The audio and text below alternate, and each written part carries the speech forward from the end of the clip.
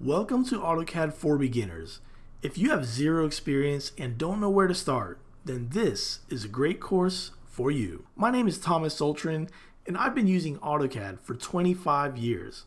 I started using AutoCAD in 1996 when I got my architectural degree.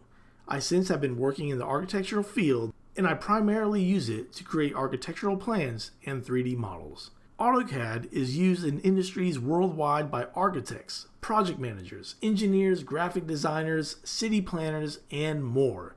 AutoCAD has become the standard when it comes to these industries, and understanding how to use it can help you master other softwares as well.